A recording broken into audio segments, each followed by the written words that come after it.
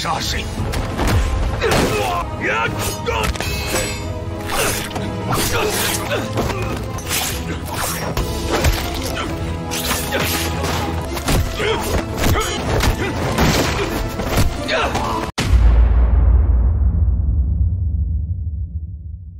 Di sebuah keluarga bangsawan terdapat 3 bersaudara yang hidup dalam kerukunan dan keharmonisan. Anak pertama bernama Shen Yi, kedua adalah Long Buran, dan si bungsu bernama Ye Liang. Ketiganya memiliki sifat dan karakter yang berbeda. Hingga sampai pada suatu hari kedamaian pun berubah menjadi permusuhan hanya karena rakusnya salah satu dari mereka. Cerita dibuka dengan memperlihatkan seorang pria yang sedang membajak sawah bersama putri kecilnya. Profesinya sebagai petani hanyalah formalitas saja, karena kenyataannya dia merupakan seorang pembunuh bayaran. Pria ini adalah salah satu di antara pembunuh lainnya yang terlihat dalam pembantaian sebuah keluarga, dan hal itu akan membuatnya berurusan dengan sang pendekar kungfu bernama Ye Liang. Dia adalah saudara ketiga.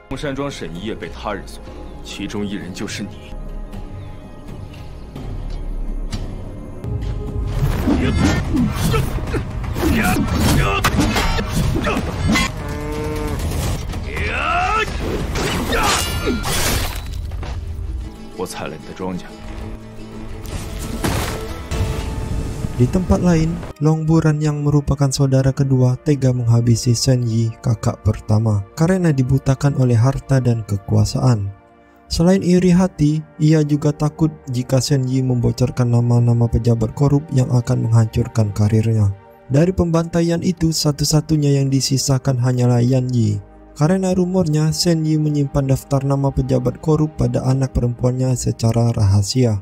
Sebagai seorang paman, Ye Liang pergi dari perguruannya untuk menyelamatkan Yan Yi.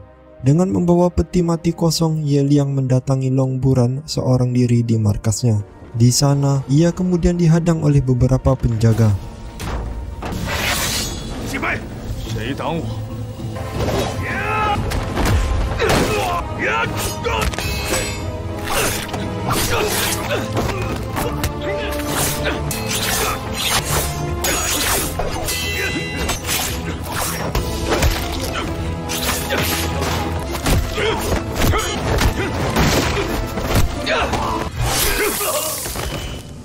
Sehabis melewati sejumlah penjaga, Ye Liang masih harus berhadapan dengan beberapa petarung lainnya.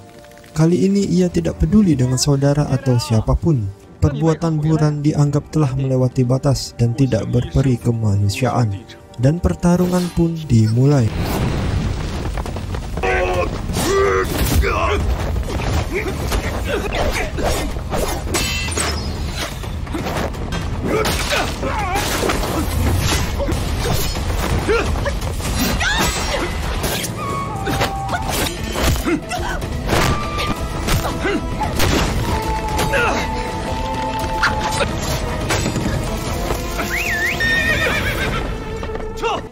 Setelah berhasil menyelamatkan Yan Yi, kini Ye Liang difitnah sebagai penculik dan pembunuh keluarga Shen Yi.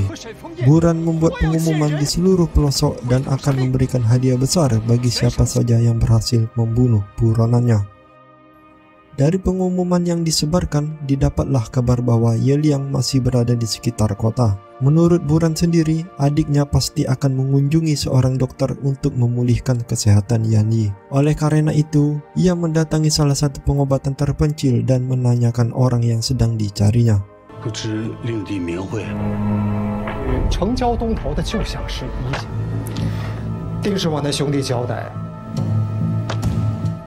Di tempat lain, Ye Liang sudah berada di kediaman kekasihnya, yaitu Ling Su. Walaupun keadaannya terlihat aman, Ye Liang dan Yan Yi tidak bisa berlama-lama di sini.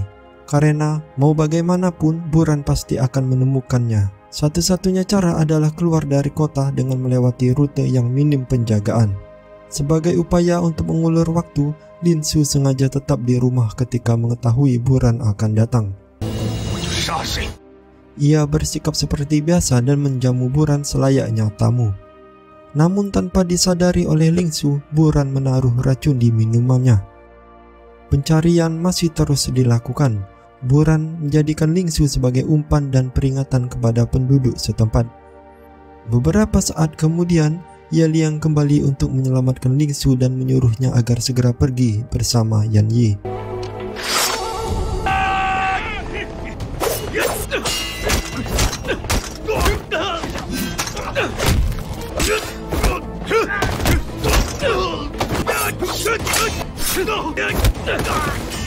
Ketika masih dalam pelarian, seorang wanita mengejarnya dan menemukan mereka.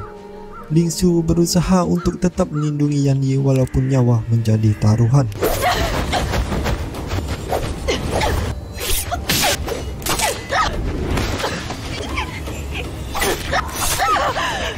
Saat si wanita ingin menangkap Yan Yi, tiba-tiba Ye Liang datang dan menghabisi wanita tersebut.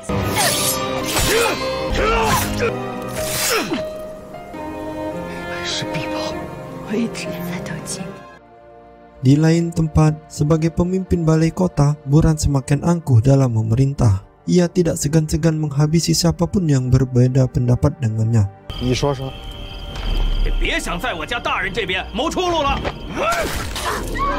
Pencarian dan penjagaan terus ditingkatkan guna mencegah Ye Liang melarikan diri. Bahkan sekarang hadiah diperbesar menjadi 2 kali lipat.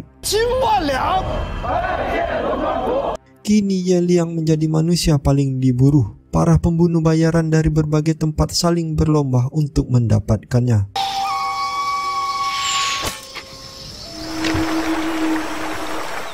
Sementara Ye Liang yang berada di sebuah kedai teh memutuskan untuk beristirahat sejenak. Insting seorang kesatria memang tidak pernah meleset. Dari pertama datang semuanya tampak biasa. Namun Ye Liang mulai mencurigai orang-orang di sekitarnya. Ternyata mereka adalah sekelompok pembunuh bayaran yang sedang menyamar.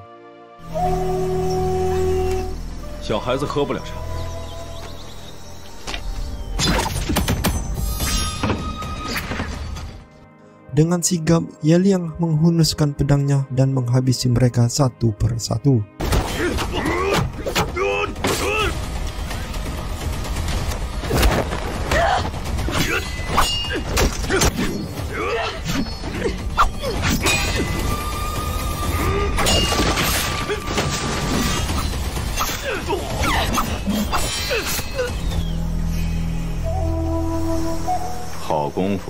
Masih di tempat yang sama, seorang pengemis terlihat bangun dari tidurnya lalu mengajak Ye Liang untuk bertarung. Ye Liang yang tidak punya banyak waktu hanya mengabaikannya dan segera pergi. Namun inilah yang terjadi.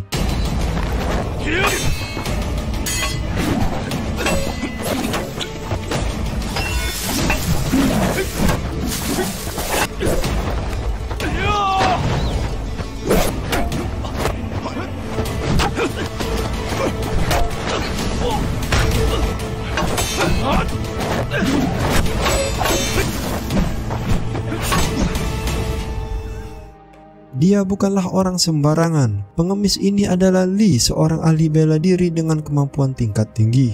Semenjak kehilangan anaknya, hidup Li menjadi berantakan dan dipenuhi rasa bersalah. Karena itulah dia tidak mau menghabisi Ye Liang yang sedang melindungi seorang anak kecil. Dia lebih memilih membiarkannya dan akan pergi menemui Buran. Ketika sedang menemui Buran, datanglah seorang pendekar bernama Wang Bu. Secara tiba-tiba, Wang Bu menikam Li hingga tewas.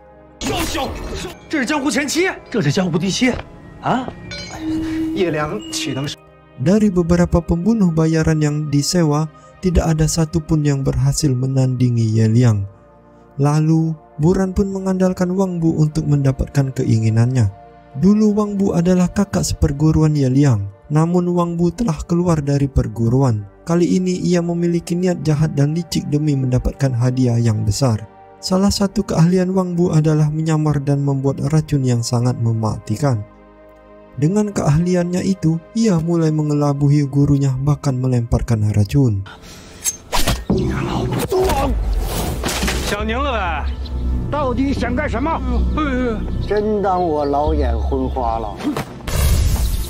Racun yang digunakannya kali ini bisa menyebabkan kerusakan pada usus dan akan membunuh korbannya secara perlahan. Wang Bu sudah tahu Ye Liang pasti akan datang ke rumah gurunya, dan itulah waktu yang tepat untuk menghabisinya.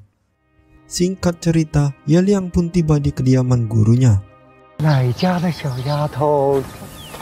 Sebagai murid tentu sudah biasa baginya untuk menyajikan makanan. Namun saat itu tingkah sang guru seperti tidak biasa hingga membuat Ye Liang mulai mencurigainya. Tanpa disadari oleh Ye Liang, ternyata sewaktu makanan disajikan, Wang Bu telah menaruh racun pada makanannya. Hal itu tentu membuat mata Ye Liang muter-muter. 师兄，你就别装了。哟，他可真偏心呐！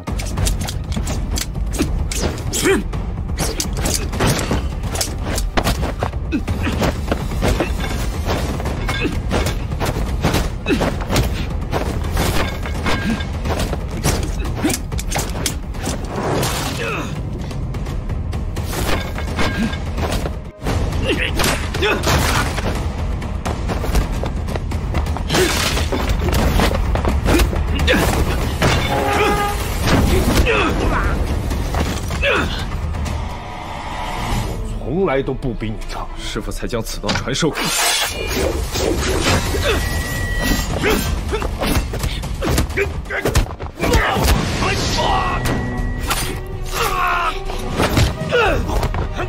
Ketika sedang melarikan diri ke hutan, Wang Bu kembali menghentikan langkah mereka.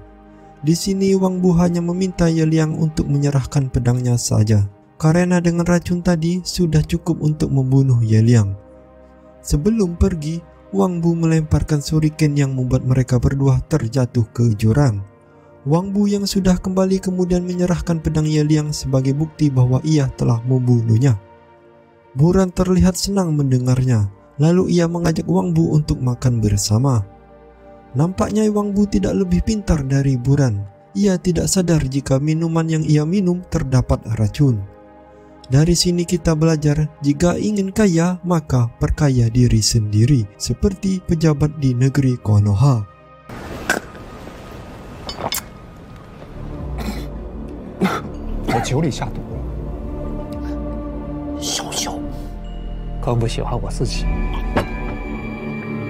Di suatu tempat, Ye Liang terbangun dari pingsannya selama 3 hari. Ia ditemukan oleh gurunya yang merawatnya.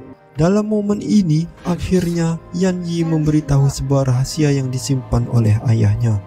Ternyata ikat rambut yang ia pakai bukanlah sebatas ikat rambut, melainkan di dalamnya berisi nama-nama pejabat korup. Pada hari itu, Ye Liang berencana untuk mengungkap rahasia kepada pemerintahan kerajaan. Kebetulan dalam waktu dekat, utusan dari kerajaan akan datang ke balai kota dan itulah waktu yang tepat untuk menunjukkan kebenaran. Walaupun kondisinya sudah kembali pulih, tapi racun itu tidak sepenuhnya hilang. Bisa dibilang rencananya kali ini cukup berbahaya. Ye Liang mengalami kelemahan pada otot tangannya yang membuatnya tidak bisa memegang pedang secara kuat. Dengan hanya bermodalkan pedang kayu, Ye Liang memberi penghormatan dan rasa terima kasih kepada gurunya. Di samping itu, ia tidak mengetahui jika hidup gurunya mungkin tidak akan lama lagi. Racun yang telah mematikan membuat sang guru lebih memilih mengorbankan hidupnya demi murid tercinta.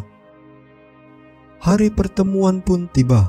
Ketika Buran sedang bersama utusan kerajaan, Ye Liang datang sambil menunjukkan sebuah bukti di hadapan balai kota. Saat itu, Buran menjadi cemas akan kelangsungan karirnya. Ia memohon agar diberi kesempatan untuk menyelesaikan masalah ini terlebih dahulu.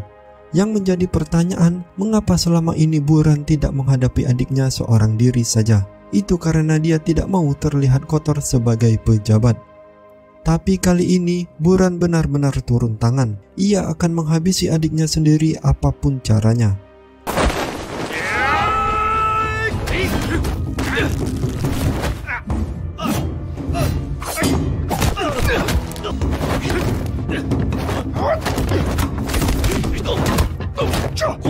Ketika dalam pertarungan, ia berhasil mendapatkan pedangnya kembali.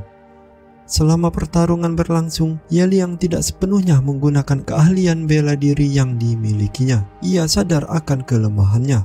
Oleh karena itu, Ye Liang menggabungkan sebuah teknik dari gurunya dalam menghadapi tipe petarung seperti Buran.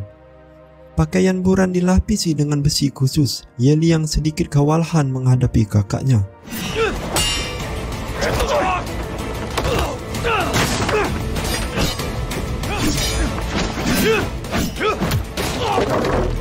他攻其近身，毙命。 Misi telah diselesaikan.